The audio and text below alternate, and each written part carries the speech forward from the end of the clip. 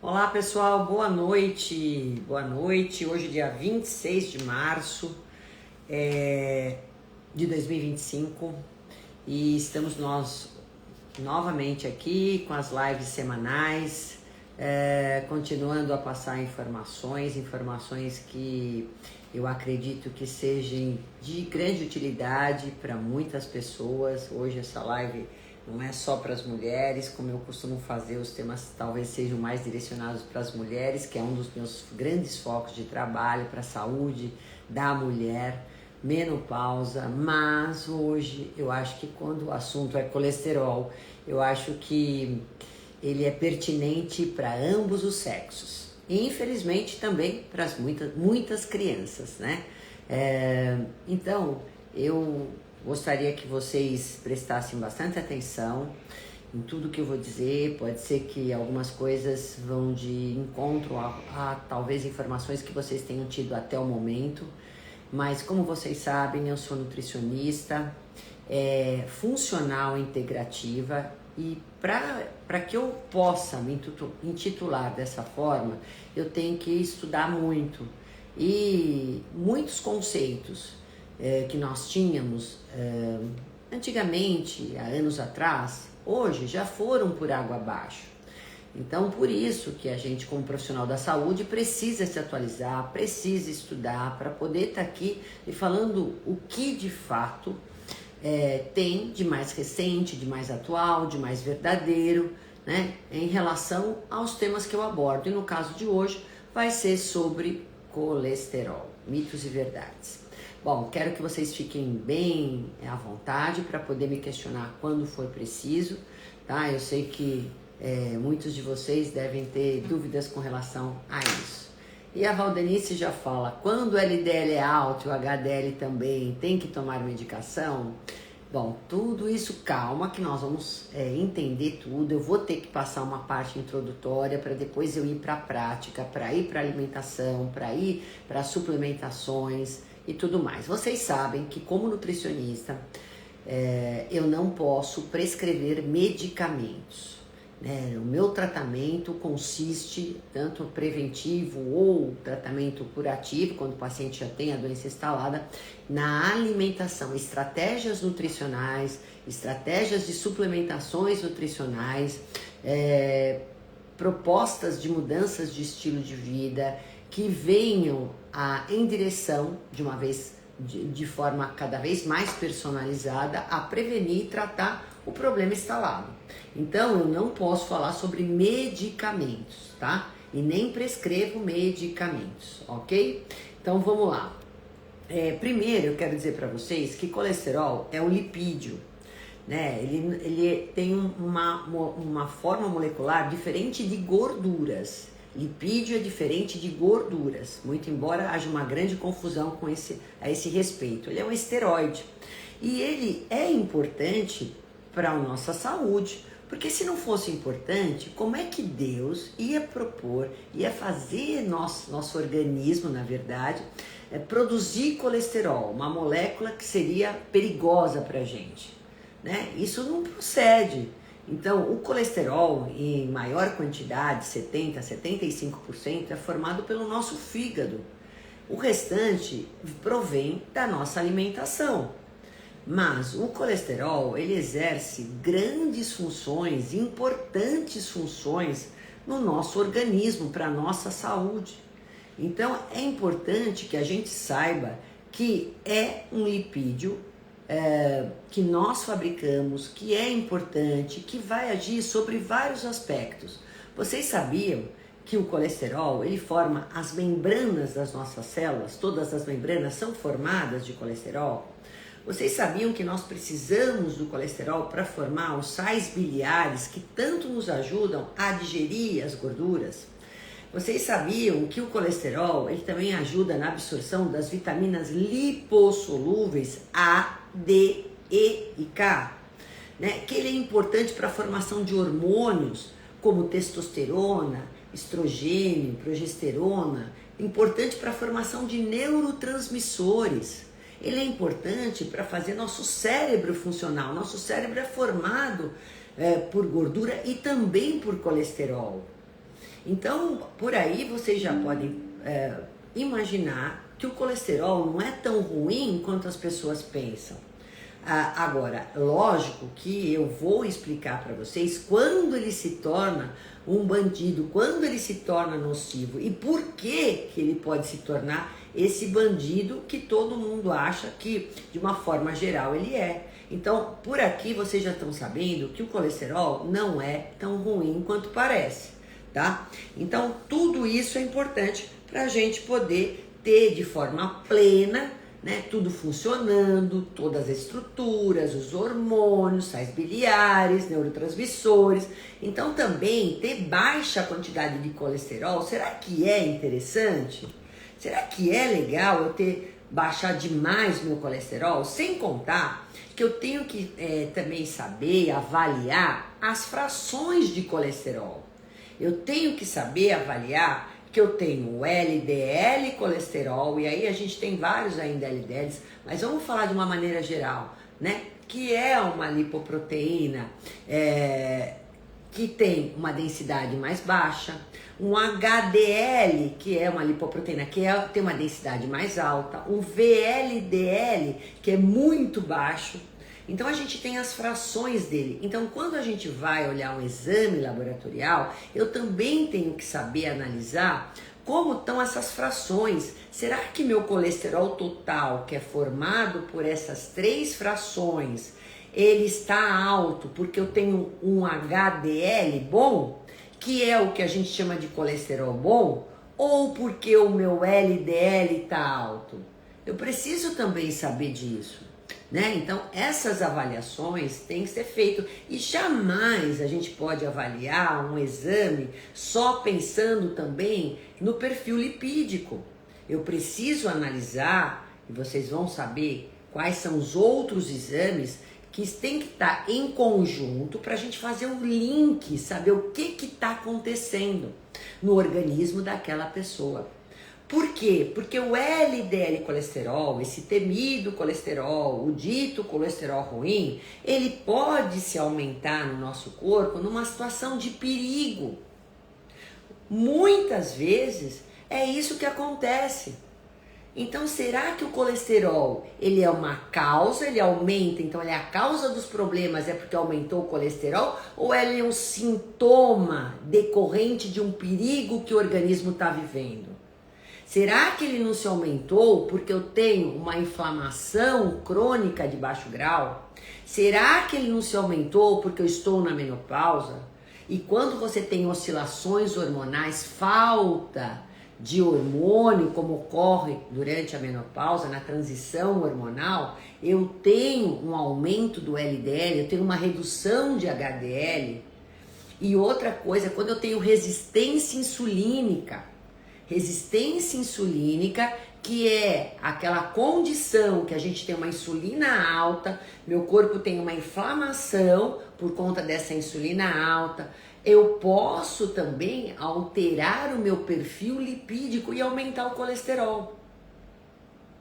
Qual é outra situação que eu posso ter, né, que pode aumentar o colesterol? A obesidade, lógico, porque a obesidade é uma doença inflamatória. O diabetes é uma doença inflamatória, né? Então a gente tem que analisar o porquê que está acontecendo. Se eu tenho uma pressão alta, né, eu tenho uma disfunção endotelial que a gente chama, quer dizer, a pressão alta, o que ela faz, gente? Ela começa a dar rachaduras dentro dos vasos. E ocorre uma disfunção nesse vaso, você tem uma inflamação e aí você vai ter um aumento de colesterol. O colesterol vai lá para dar o alerta. Na verdade, muitas vezes não é ele que promove o incêndio, a faísca para incendiar o problema. Ele é o bombeiro, ele vai lá para dar um alerta. Então, eu quero que vocês entendam que o fato de eu ter o colesterol, às vezes, é para chamar atenção, para saber o que está ocorrendo nesse corpo para esse colesterol aumentar. É isso, um hipotiroidismo pode aumentar o colesterol. Né? Estresse, eu sou uma pessoa estressada demais, posso elevar meu colesterol. Fumante, né? Quem logicamente, e quem faz alimentações erradas, eu não posso deixar de falar isso, aí eleva o colesterol. Por quê? Excesso do quê? Será que é excesso de gordura saturada ou excesso de farinha, inácio, açúcar e alimentos processados? Então, o que aumenta o colesterol na alimentação é quem faz um consumo excessivo, consumo exagerado, um consumo frequente, diário, que isso, gente, é muito comum de acontecer. A pessoa tá se entupindo, na verdade, de pão, biscoito, massa, batata, macarrão, arroz, tudo isso.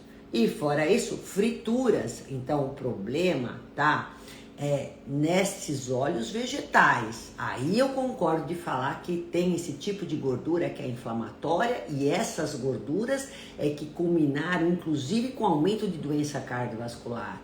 Não é a gordura do azeite, não é a gordura das sementes, não é a gordura do abacate. Então, quando eu faço uma alimentação rica nesse tipo de alimento, nesses carboidratos todos, de índice glicêmico alto, excesso de farinhas, ultraprocessados como hambúrguer, né, esses nuggets da vida, enfim, gente, esses alimentos prontos, né, que você olha aí, pacotinho, salgadinho, bolachas, esses monte de porcaria, embutidos, aí é que tá o problema, né? É esse tipo de alimento que aumenta o colesterol, então é açúcar, é carboidrato. Se eu for partir para as gorduras ruins, eu vou falar dos óleos vegetais, eu vou falar das gorduras trans, que também estão presentes nesses biscoitos, né? Que estão presentes as gorduras hidrogenadas nos sorvetes. Isso também faz com que haja uma inflamação maior. Então a pessoa já é inflamada, ela se entope desses alimentos, ela vai ficar mais inflamada e consequentemente isso pode aumentar o seu LDL colesterol. Então o colesterol total é aumentado justamente porque essa fração LDL aumentou por conta de um processo inflamatório. Vocês sabem que até doenças inflamatórias intestinais podem aumentar o seu colesterol? Não esqueçam que a partir do momento, eu falei para vocês que colesterol eu produzo lá no fígado, mas também pode vir através desses alimentos todos aí na alimentação? Pode. E aí ele é absorvido pelo intestino. E o intestino vai fazer esse transporte pelas lipoproteínas, né, lá para o sangue, ou então vai excretar, certo? Então, se eu tiver com uma desbiose intestinal, uma doença inflamatória intestinal, eu também posso fazer com que haja um aumento no meu colesterol, não deixa de ser uma inflamação. Por isso que dentro dos exames que nós solicitamos, a gente solicita também uma PCR ultrassensível para saber se você é uma pessoa inflamada, é um dos marcadores. Tá? Então, gente, anotem aí os exames que a gente tem que fazer ou tem que solicitar. Infelizmente, eu tenho um grande problema, né? Eu sempre trabalhei sozinha, nunca trabalhei com médicos dentro da minha clínica, eu tenho só parcerias, indicações, enfim. E vocês devem saber que a nutricionista hoje, embora tenha direito de pedir exames, muitos convênios, ou grande parte deles, não aceitam nossa solicitação de exames, infelizmente, né? E a gente sabe o quanto eu estudo, por exemplo, eu posso falar por mim, mas eu sei de outras colegas que estudam a interpretação de exames laboratoriais para poder analisar juntamente com o paciente, explicar, né, ou se ele está num caminho que está levando ele à doença ou não.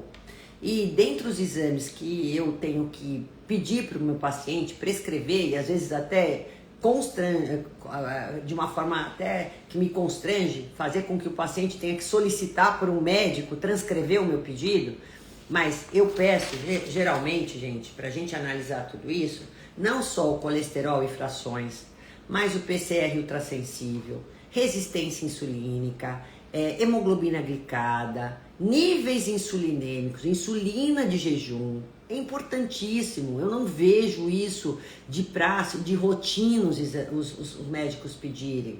Né? Uma homocisteína, que é um marcador super importante, né, que também é um marcador para dar indício de doenças cardiovasculares, que está coligado também a tudo isso que eu estou falando.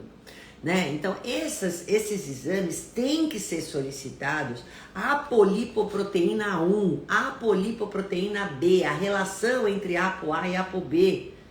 Né? Então, é importante isso. Então, a gente tem que linkar todos esses exames para saber como tá, né? Que sinalização que eu tenho, que interpretação eu vou ter, que conduta eu vou ter. Né? Não é já de cara ver que um colesterol tá alto e já, pumba, meter a medicação.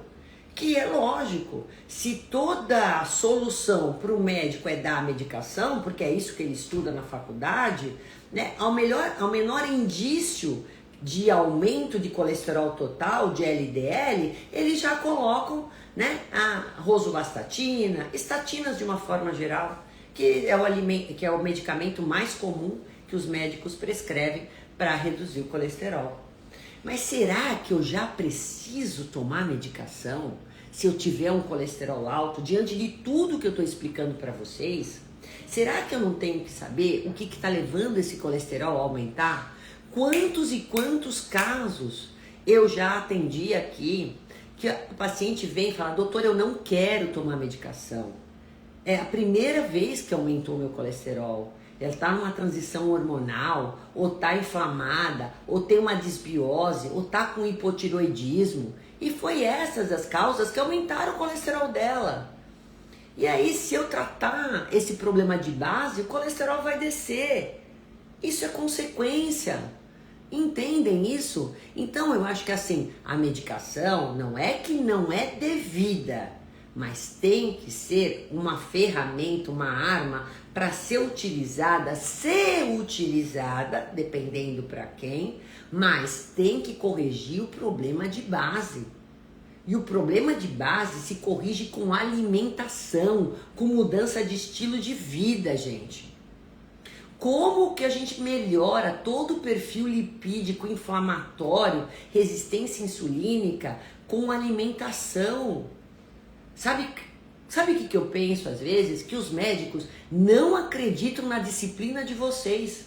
Porque ele vai falar, o paciente não vai fazer, eu não acredito que ele vai ter disciplina, ele não vai fazer exercício físico, ele não vai comer direito, ele não vai resistir ao hambúrguer, à pizza do fim de semana, à batata frita, ele vai continuar usando aquele óleo para fritar, óleo porcaria, vai tomar o sorvete, vai tomar bebida alcoólica. Ele não acredita nas mudanças que vocês possam fazer. Então, para se assegurar, ele fala, toma medicação e pronto, pelo menos você vai baixar esse colesterol. Agora, dane-se o que vai acontecer com você depois. Se a sua testosterona baixar, se você tiver dores musculares, né? As consequências que você pode ter, uma coenzima Q10 baixa, isso tudo pode ocorrer quando você faz uso prolongado de estatinas.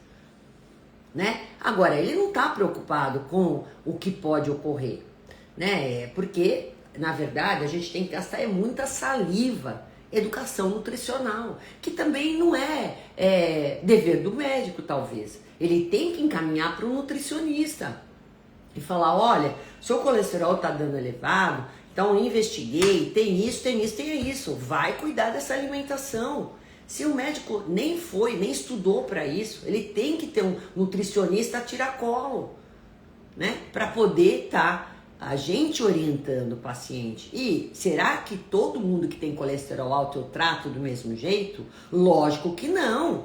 Não é receita de bolo, viu, gente? Eu vou dar aqui algumas orientações, mas o meu trabalho é cada vez mais individualizado, né? A gente tem que saber quem é o paciente, a história dele. Será que ele tem genes que expressam uma maior produção de colesterol? Vocês sabem que existe isso, né? Uma genética que faz você ter um colesterol mais alto. Então aí a importância é maior ainda para você cuidar da sua alimentação, de não ser uma pessoa inflamada, de fazer exercícios com regularidade. Por quê? Porque você já produz uma quantidade maior geneticamente de colesterol. A gente fala é um colesterol, hipercolesterolemia familiar. Ah, meu pai tinha, meu irmão tinha. Se fizer o teste genético, vai dar o polimorfismo para isso. Então, a pessoa tem que cuidar mais ainda, e mesmo cuidando, às vezes não abaixa o que deveria baixar. Mas a gente tem que fazer algumas contas. Por exemplo, se eu faço uma conta de colesterol total pelo HDL, divido pelo HDL, ele tem que ser menor que 3. E isso me dá uma tranquilidade de um risco menor de doença cardiovascular, né? A relação da ApoA1 por B tem que ser menor que 1. Então a gente tem algumas regrinhas, né? Alguns critérios, algumas diretrizes que mostram isso pra gente, e a gente vai mostrando para o paciente também a evolução dele, que é importante baixar triglicérides, né? Que não é só o colesterol que eu tenho que olhar, porque senão fica aquela visão assim, ó, funiladinha na caixinha, e a gente tem que sair disso, né, gente? Tem que pensar em outras coisas, pensar grande, pensar no todo, né? Isso é mais importante, tá? Então, eu quero deixar bem claro que quando eu tomo a medicação, eu vou baixar o colesterol. Mas será que eu resolvi o problema? O incêndio vai continuar lá. Só dei aquela amenizada, eu pus um paninho ali em cima. Mas eu continuei inflamado, eu continuei comendo errado, eu continuei com resistência insulínica. E aí daí o médico fala assim, olha, você vai ter que tomar colesterol para a vida toda. E olha, se não bastasse isso, olha, aumentou um pouquinho, né? Porque de repente o cara foi viajar, parou de fazer exercício, comeu errado 10, 15 dias, né? Ou estressou, sei lá, aconteceu algo assim, que pode acontecer e pode elevar. Aí ele falou, olha, de 5 miligramas eu vou te passar para 10 agora. Vamos aumentar a dose, vamos dobrar a dose. Essa é a ferramenta que os médicos têm. Não, sem ser antiética. Eu não estou generalizando, não é esse o meu papel aqui, mas eu quero dizer que a nutrição tem que estar junto se tiver a medicação aí que tiver que ser utilizada. Porque senão eu só vou colher essa questão aí, ó, de baixar o colesterol, é como você colocar a sujeira debaixo do tapete. A gente tem que saber o que está fazendo esse colesterol se elevar, certo?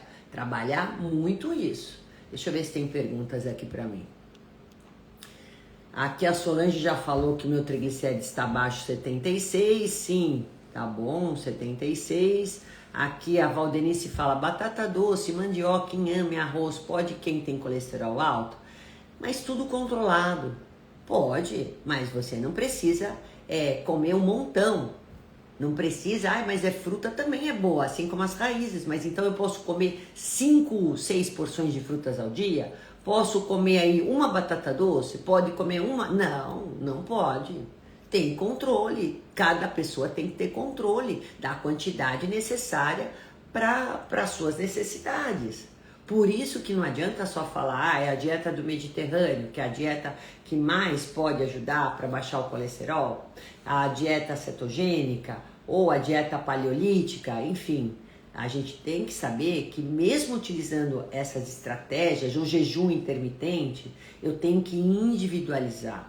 E carboidratos em excesso, pensa, eu vou comer a batata doce, eu vou comer a mandioca, não é farinha. Ele é um carboidrato complexo, bom, tem magnésio, tem fibra. Só que a hora que ele passar para a circulação, vai passar na forma de glicose. E se eu tiver com uma resistência insulínica, eu vou piorar.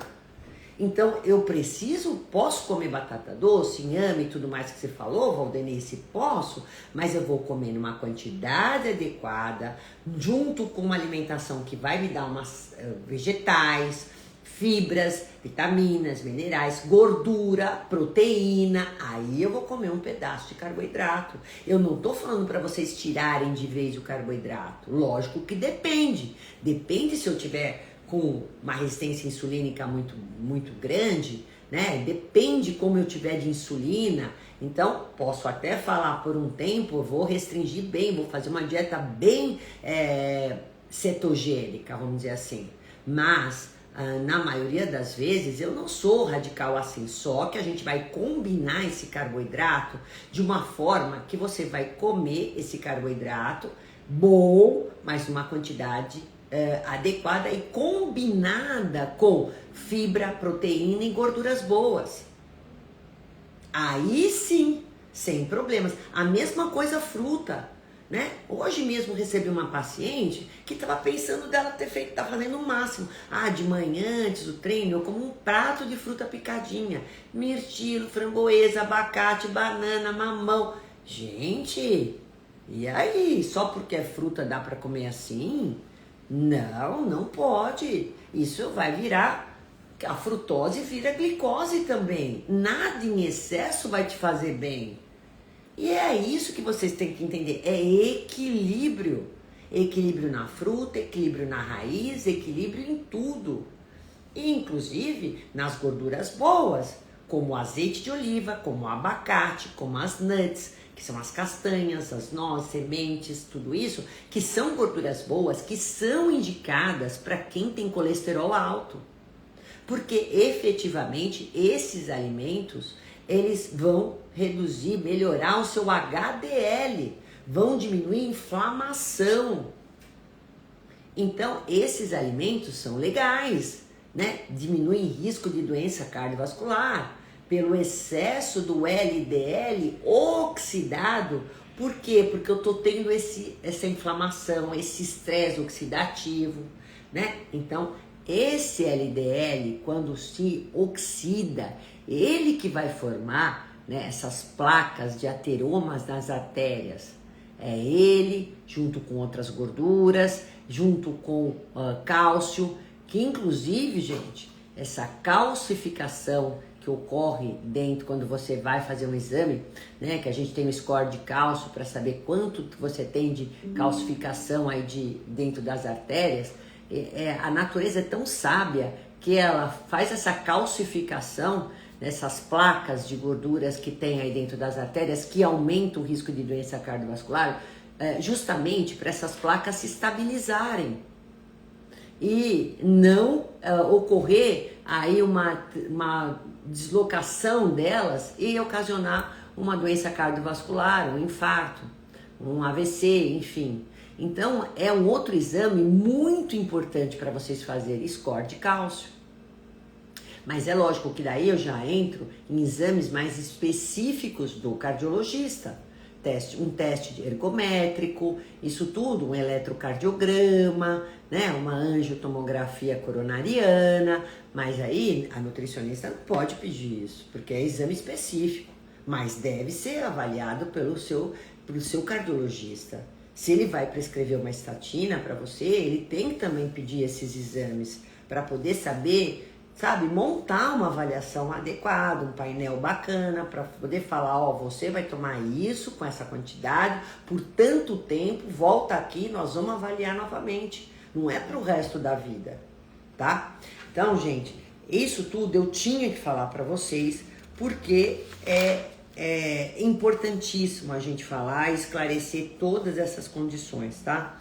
Para vocês poderem entender agora qual é a minha conduta com relação à alimentação quando o seu colesterol tá alto e a gente viu que é o LDL colesterol e que ele tá oxidado porque você tá uma pessoa inflamada, porque você tá obeso, porque você é fumante, porque você é estressado, porque é sedentário. Então é lógico, tem um LDL e tem um HDL baixo. O HDL é aquele colesterol bom. O HDL, ele melhora muito, que ele é um protetor, que ele faz uma remoção desse LDL a mais circulante na circulação que pode ir para suas artérias. Então o HDL, é importante que você eleve ele. Agora, o que eleva HDL? Além desses alimentos que eu falei para vocês, essas gorduras boas, então assim, um punhadinho de castanhas, um punhadinho de sementes ao dia. Mas é caro, doutora, o azeite de oliva, né, o abacate, são gorduras boas. Eu sei que é caro, mas é caro também a gente comprar remédio. Então, será que não é melhor eu investir para minha saúde um pouquinho mais desses alimentos? Porque as quantidades são pequenas, gente. É pouca quantidade, é uma porção ao dia, porque eles são calóricos, né? Mas é aquela pouca quantidade que a frequência vai fazer diferença. Isso é importante para vocês. Vamos trocar esse pão da manhã, vamos trocar esse monte de massa, de arroz, de farináceo que você usa, biscoitinho, né? Para de repente você levar aí umas castanhas com uma maçã à tarde. Será que é pedir muito? Ou então compra um coco. Coco também tem gordura boa. É saturada, mas é boa. Tá? E não é isso que vai elevar seu colesterol. De hipótese nenhuma. Tá? Então, eu acho que você pode fazer trocas inteligentes. Então, exercício físico, principalmente exercícios cardios, quando aeróbios, né? Vamos colocar assim, caminhada, corrida, bicicleta, transporte, isso aumenta muito o HDL. Então é importante que você faça exercícios musculares e aeróbios, anaeróbios e aeróbios, para poder não só reduzir a sua inflamação. Quando você tem mais músculo, você é uma pessoa que vai ficar menos inflamada, porque aumenta a taxa metabólica basal. Músculo melhora a sua ação da insulina, quer dizer, reduz a resistência insulínica, reduzindo os níveis de insulina e glicemia e glicose, vai reduzir a inflamação, né? Ele vai utilizar mais as calorias que você está comendo. Então, olha só os benefícios, vai reduzir seu peso, reduzir gordura abdominal. E eu tenho no exercício aeróbio, no cardio, um aumento no HDL, e ainda combinando com essas gorduras boas. Então, gente, é importante na alimentação vocês entenderem que o problema não tá só nos ovos, na carne vermelha, porque eu tenho muitos pacientes que ainda vêm com esse conceito. Ai, doutor, o médico mandou tirar ovos. Por quê? Porque tem muito colesterol. Agora, o problema não tá no colesterol do ovo. O problema, lógico que não vamos fazer esses absurdos, né, com essas malucas que vivem aí na internet falando bobagem, nem estudaram para falar. E aí complicam a vida de um monte de gente que tem uma mente leviana e que vai atrás dessas doidices, né? Então veja, não é o colesterol da gema, mas sim quando eu frito ele, né, sob imersão, num óleo de soja, num óleo de girassol, é isso que acontece. Aí esses óleos é que são ruins e prejudiciais para a sua inflamação e para o seu colesterol, não é a gema do ovo. Então, se você comer o seu ovo, lógico, não vamos pensar também, como eu te falei, como exagero, mas 2, 3, até 4 ovos por dia, beleza, né? Coma os seus ovos, né? Tenho já que ter um controle, quero ter um cuidado a mais, vou comer 2 ovos inteiros, vou comer mais claras, vou comer outras fontes de proteína, que pode ser a carne, que pode ser o peixe, que pode ser o frango, ok, né? O problema é você tá fritando isso, empanando isso. É isso que eu não quero que faça, porque tem colesterol alto, não é para ficar comendo bife à milanesa, né? Bolinho, batata frita, que é o amido com gordura. Vocês sabem que aquela crocância da batata frita é que saiu a água e entrou a gordura lá, né? Então, pelo menos, quer alguma fritura, faz na airfry. Menos ruim, para quem pode comprar airfry, melhor, né? Não é tão ruim quanto esses óleos. Agora, esses óleos têm que ser abandonados. É melhor você usar um pouco de manteiga, né, ou banha, do que usar óleo vegetal, gente. Eu já falei sobre isso. Não tenha dúvida sobre isso que eu tô falando. Usa banha, desde que você tenha uma procedência correta dessa banha, ou então uma manteiga, não margarina, que é outra porcaria, tá? Que é outra porcaria, que foi um processo que a indústria fez aí, que ocorreu várias mudanças nessa gordura para dar aquela cremosidade, tudo que também vai complicar seu processo inflamatório. E aí falam ainda esse apelo que a margarina tem, tem o fitoesterói. Você acha que alguém vai comer manteiga para baixar o colesterol? Quer dizer, desculpa, margarina, com esse objetivo? Não vai. Né? A mesma coisa que eu falei outro dia do melado de cana. Eu não vou falar para o meu paciente comer melado de cana para suprir a deficiência de ferro. Não tem cabimento isso. Um paciente que tem diabetes, um paciente com resistência insulínica, um paciente que está querendo emagrecer. Da mesma forma, eu não vou falar que a margarina é melhor para baixar seu colesterol porque tem fitoesterói. Aliás, fitoesteróis são alimentos, estão presentes em alimentos que reduzem colesterol. E o fitoesteroide são moléculas, gente, parecidas com o colesterol. Então ele vai diminuir a absorção do colesterol e também vai ajudar a excretar mais o colesterol. Então, se você é aquela pessoa, inclusive, que produz mais colesterol ou já está com ele aumentado e quer ter maior excreção e menor absorção do seu colesterol, esses alimentos te ajudam nesse sentido. A gente faz até suplementação de fitoesteróis. Então, ó, a gente pode encontrar os fitoesteróis aonde? Na semente de girassol, nos feijões, no abacate, nos legumes, na verdura. Eles são ricos em fitoesteróis, né? Então, olha só que legal, ótimo. E eu posso prescrever. A gente tem um suplemento que até vende em farmácia, que chama Colestra. Ele é a base de fitoesteróis, que eu dou para diminuir a absorção de parte do colesterol que você come. Então, dou ele junto com a refeição, pode ser. Ou então, põe um abacate todo dia aí. Também tem essa riqueza que eu tô falando. O feijão, aí ó lá que beleza. Os legumes, as verduras.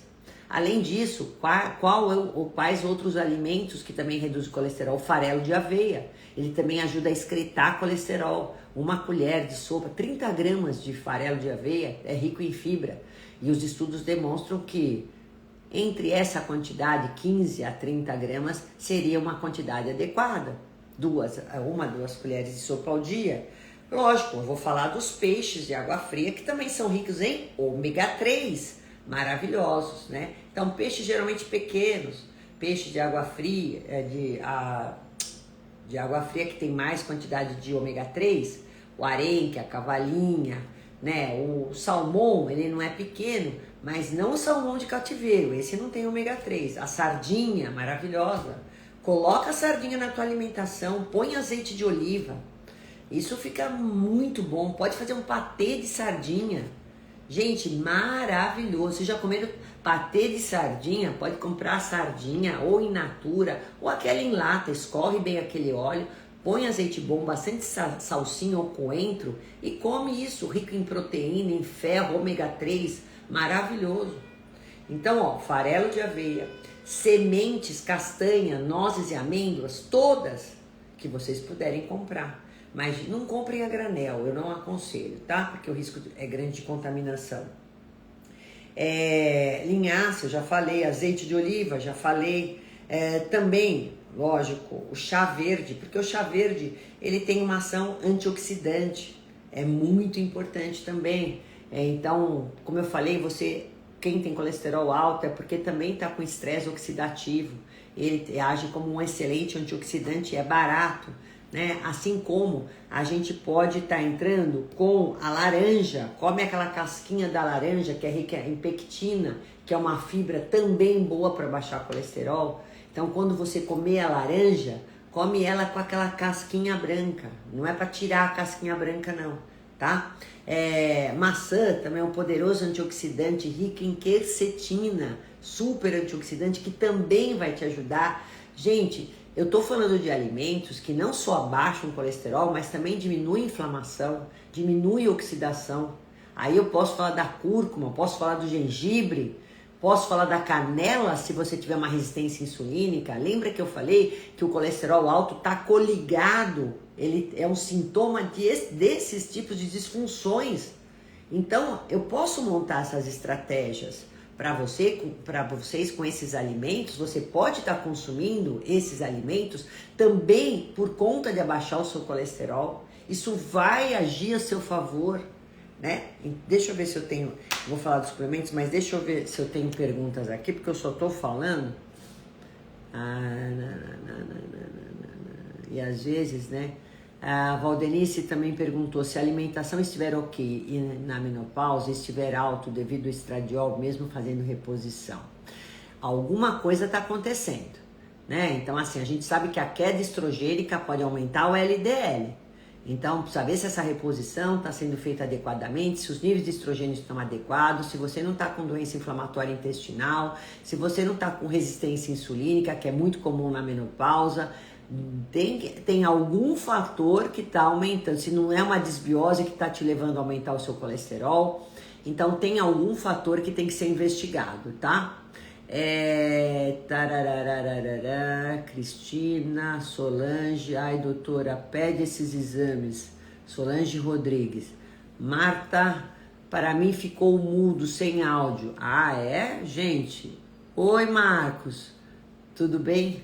Aí, ó, para vocês estão escutando? Solange Rodrigues. O meu nem o colesterol total é mais o colesterol ruim que deu tudo alto. Então, o ruim deve ter dado alto e o HDL baixo, aí o total dá normal, né? Se você tem um LDL alto e um HDL baixo, quando você faz a soma, o total tá ok, né? Tá 190, que é o máximo que pode estar, por exemplo, tá? Não tô dizendo que seria ideal, mas até 190 é considerado normal. Mas será que o 190, eu ter colesterol total, é um indício que tá tudo bem? Não, porque eu posso ter aqui um HDL alto, um HDL baixo e um LDL alto, né? E a soma total dá ok. Então preciso saber o que tá acontecendo, né? Qual azeite de oliva que a senhora sugere para fazer a comida? Então, Hernande, azeite de oliva, você não precisa comprar extra virgem para fazer a sua comida, né? E colocar na cocção. Não precisa. Você pode comprar um azeite de oliva. Ele tem uma mistura, é mais baixo, mas é 1000 vezes melhor do que qualquer óleo vegetal. Gente, pelo amor de Deus, não cozinhe, não utilize mais óleos vegetais, né? Eu quero que essas indústrias realmente não tenham o menor problema em falar isso para vocês, mas eu sei, eu quero estar do lado da saúde. Esses óleos vegetais vieram só para contribuir de uma forma ruim para nossa alimentação, só para prejudicar a nossa saúde. Então, para você fazer a comida, um azeite de oliva. Agora, para você, se puder comprar o azeite de oliva extra virgem, ou pelo menos virgem, né? Você tem um azeite de oliva, você tem um azeite de oliva virgem e o extra virgem. Então, dependendo de qual você puder comprar, você sabe que esse aqui, que é só azeite de oliva, é mais barato e o extra virgem é o mais caro. Então, você pode comprar o azeite de oliva para fazer a comida e um azeite de oliva ou extra virgem para fazer a finalização do prato. Aí não aquece. Muito embora azeite de oliva tenha um ponto de fusão alto. Bom, eu ainda nem comprei, aqui o médico passou o remédio para baixar, então pela alimentação a gente vai vendo, vai monitorando, eu faço as estratégias alimentares, faço a suplementação e vou também olhando os exames laboratoriais. É lógico que eu não sou uma insana de falar assim, olha, nossa, tá subindo, não estamos conseguindo baixar o quanto deveria, você está em risco porque está com isso, mais isso, uma somatória de problemas. Então, ok. Então, pontualmente vamos usar para baixar, uma estatina para baixar por 1 mês, 2 meses, 3 meses, depois vai desmamar, para depois seguir a vida aí só com alimentação e suplementos. Então, eu digo para vocês, nunca é nada pro resto da vida. A gente tem que pensar nisso, né? Solange, os meus colesterol está tudo elevado, eu sou difícil de comer, pizza, pastel, fritura, uso azeite para cozinhar. Solange, tem a problema da disbiose intestinal, e eu sei que esse é um grande problema seu. Aí, ó, aqui, vamos ver onde está aqui. Tem mais pergunta aqui pra frente. E quais são os suplementos? Valdenice, quais são os suplementos que eu vou utilizar? Ômega 3, sem dúvida nenhuma. Mas aí talvez eu não vá dar ômega 3 1 grama ao dia, 2 gramas ao dia, talvez seja insuficiente. Eu tenho que passar 3 gramas ao dia, tenho que passar 4 gramas ao dia. Que ômega 3 eu tenho que usar? É um ômega de boa qualidade, né? Então a gente tem que saber também que a suplementação ela é boa desde que seja prescrita adequadamente em quantidades adequadas. Uma boa suplementação, será que é qualquer ômega? Não, ele tem que ter todos aqueles critérios de qualidade, né? E aí então a gente dá na dosagem certa. Às vezes a gente combina um ômega 3 com astaxantina, zeaxantina, resveratrol. A gente tem vários ômegas hoje, inclusive, que é ômega core, ômega pulse, que são alguns fabricantes de ômega que já pensando nessa questão, eles já colocaram alguns outros antioxidantes, bioativos para diminuir a inflamação e ajudar nessa disfunção endotelial, nesse estresse oxidativo, na inflamação crônica aí de baixo grau. Então é muito legal estar usando esses ômegas, que são especiais já para quem tem um colesterol um pouco mais alto. Além de triglicérides também, eles também ajudam para isso. Então ômega sensacional, não fica sem, tá? Se você tiver já com seu colesterol alto, de boa qualidade. Berberina, lógico que eu vou passar. Por que a berberina? Se tiver resistência insulínica, que está sempre atrelada, é difícil. Olha, gente, é difícil eu não pegar um paciente com insulina alta. Dosagem de insulina em jejum deveria ser praxe, check-up, é obrigatório. E não, só se pede glicada. Então, isso, berberina eu passo sempre. Maravilhoso, tem que passar. E também ela regula não só a insulina, mas também abaixa o LDL. Coenzima Q10, óbvio, coenzima Q10.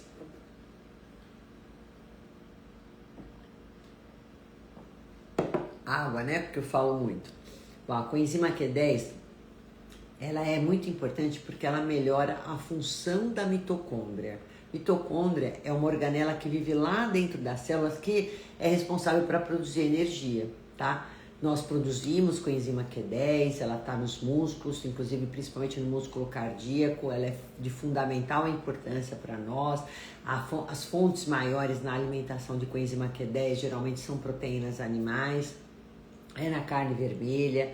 Então, assim, é muito importante a gente introduzir a coenzima Q10 para quem não está tomando medicamentos, porque geralmente essas pessoas, como eu falei, tá inflamada e tem disfunção mitocondrial também, né? Tá sentindo cansada e ela vai agir melhor, vai dar melhor condição para vocês nesse sentido.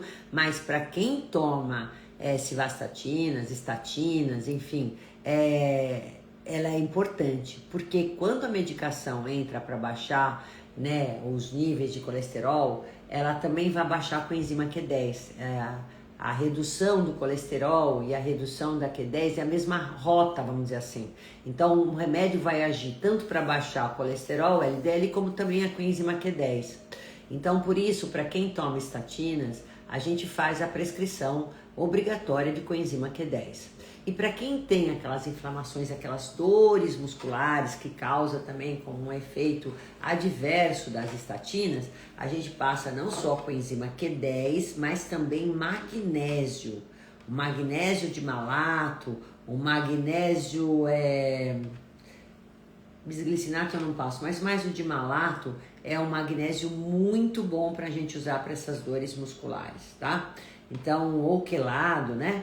Então, Q10 com magnésio para quem tá usando as estatinas por um tempo prolongado e tem essas dores musculares. Ou altas doses também, né? Acaba acontecendo isso. Então, ômega 3, berberina, coenzima Q10, niacina. Niacina também, ele aumenta HDL e reduz LDL. Também eu uso bastante. E o fitoesteróis, lógico, porque eles vão bloquear não só a absorção, mas a excreção do colesterol, que eu já expliquei para vocês. Fora isso, resveratrol, um excelente antioxidante que você pode entrar, que é maravilhoso, que eu sempre passo para quem tem já um colesterol mais alto, porque está oxidado, como eu falei, diminui a oxidação, diminui a inflamação. A chá verde na forma de epigalo, catequina galato, que é muito bom, é só o ativo do chá verde que tem essa ação mais poderosa. A quercetina também, que está presente na maçã, que está presente em frutas vermelhas, mas também é sensacional. As protocianidinas, né, antocianinas. Então, tudo que vem das frutas vermelhas tem uma ação antioxidante, anti-inflamatória muito boa. Então, eu prescrevo isso até como suplemento para esse tipo de paciente que já apresenta um colesterol mais alto. Junto com isso, vou trabalhar muito essa alimentação, sempre controlando os níveis glicêmicos e insulinêmicos, sempre controlando a inflamação, modulando a inflamação, modulando a oxidação. Nosso corpo, ele tem o poder de inflamar e desinflamar. O problema é quando isso acaba acontecendo de uma forma desorganizada. Você inflama mais do que desinflama. Então a gente ajuda com esses alimentos e retira o que aumenta a inflamação, que são esses alimentos, como eu falei, ultraprocessados, esses farináceos, essa insulina alta, né, esses óleos vegetais, tudo isso inflama muito, açúcares. Então, gente, carboidrato, pãozinho, pelo amor de Deus. Ainda hoje por isso que eu crio essas receitas, né? Criei essa receita aí, né, de um pãozinho com espinafre, atum e ovo, que não vai farinha nenhuma. Se você for usar numa receita, use uma farinha de amêndoa, uma farinha de castanha, uma farinha de linhaça, né? Coloca uma colher aí de farelo, de aveia, de linhaça, que é legal. Põe o seu azeite de oliva. Então, assim, quando eu faço um pão, eu vou fazer com esses alimentos, ovos. E aí sim, você pode fazer um pão caseiro, que aí te dá uma condição melhor. E ainda eu combino ele com uma proteína, com alface, com uma rúcula. Aí fica show de bola, gente. É isso que eu quero ensinar vocês. Agora, esse pãozinho francês, pãozinho de padaria, esse arroz branco, esse macarrão, não dá para continuar comendo isso. E aí ficar só pensando em tomar medicação e que se dane a alimentação. Vai chegar uma hora que a sua medicação não vai ser suficiente para segurar a onda. Você vai adquirir mais e mais problemas, decorrente não só do efeito adverso dessa medicação, né? Por isso que a gente vê aí um monte de paciente homem infértil, testosterona baixa. Por que será? Não é só porque tem gordura abdominal, resistência insulínica, ou já está na diabetes, pressão alta, mas também está se entupindo de estatinas. Isso vai piorar o seu quadro, sua testo vai baixar mesmo, né? Então, assim, tudo isso que eu estou dizendo para vocês, eu espero ter ajudado de certa forma, que são alertas, que vocês têm muitas possibilidades na alimentação, na nutrição, no exercício físico, na modulação de estresse. Tudo isso vai ajudar vocês a, se tiverem já com colesterol mais alto, conseguirem reduzir, tá? Conseguirem melhorar o perfil lipídico, conseguirem melhorar essa inflamação, a sua resistência insulínica, baixar os níveis de homocisteína, que também podem aumentar o risco de trombo. Então, se você já tem placa de ateromas lá, por conta de ter um LDL oxidado, né, e já está inflamando, aí você tem uma homo alta, gente, não dá, trombose aí. Então, né, a gente precisa trabalhar aí. E o que é? Baixar a homocisteína é complexo B ali que está precisando, está em falta.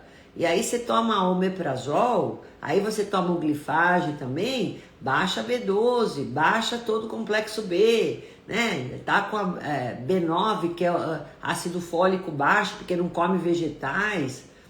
Todas essas alterações, deficiências nutricionais são acarretados por erros da sua alimentação. É seu estilo de vida que está em jogo. E você tem que aprender que você tem que se nutrir. Às vezes a gente fala assim, puxa, mas isso não é gostoso, mas é necessário. Tem coisas na vida que a gente tem que aprender, que a gente precisa. Não é só comer o que você gosta, sem tirar o prazer de você se alimentar, mas o seu paladar também vai se modificando com o tempo. Aí você vai falar, puta, não vale a pena. Agora, de vez em quando, não quero também ser terrorista com vocês, nem radical demais, né? Que também não é legal.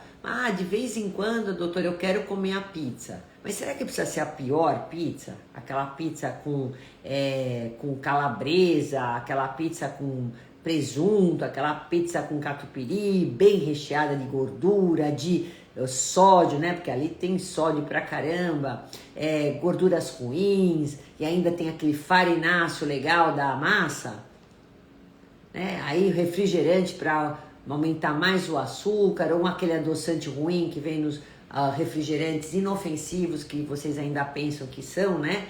Porque eles têm zero açúcar, mas tem um monte de adoçante porcaria. Então, quer dizer, quem planta isso, quem come isso, vai colher coisas ruins no dia seguinte. né? Não só o mal-estar da noite, do dia seguinte, mas vai estar caminhando cada vez mais para o abismo das doenças. Para poder ir na farmácia da esquina e comprar aquele saco de medicamentos, né? Porque é isso que a gente vê cada vez mais.